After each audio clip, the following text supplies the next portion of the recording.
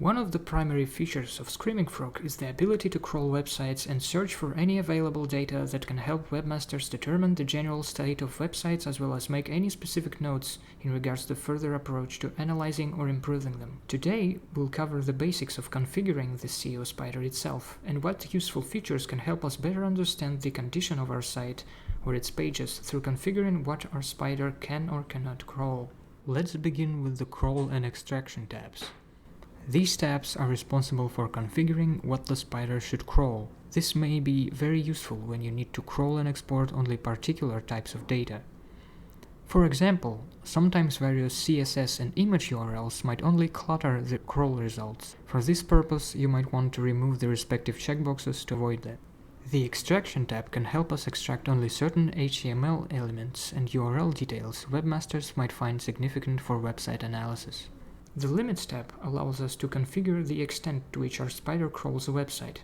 These configurations may prove to be useful when a certain website generates a lot of pages that don't serve much of a purpose and only slow down the crawl. For example, the Limit Number of Query Strings checkbox will allow us to limit the spider from crawling pages that are generated based on a large number of queries. This may happen when a site has a very detailed search filter. As you can see, the Rendering tab has 3 options to choose from. Text Only, where the spider analyzes only the text of the page, excluding Ajax and JavaScript.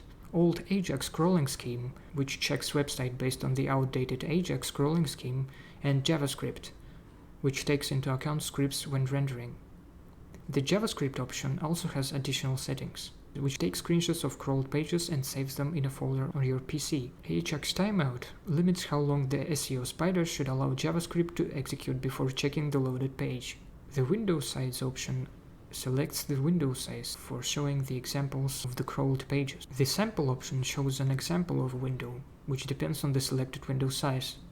Rotate rotates the window in the sample window. The Advanced tab contains additional crawling options. Among the less obvious options there is the option to extract images from image source set attribute. Images are extracted from the source set attribute of the image tag. Source set is an attribute that allows you to specify different image types for different screen sizes, orientation, or display types. The example of using one of these options would be Respect Canonical, which takes into account the canonical attribute when generating the final report. It can prove to be quite useful if the site has a lot of dynamic pages with canonical attribute in its code, which allows you to remove duplicates from the report via metadata, because the pages have the required attribute. The last tab, Preferences, allows you to set the length of meta tags.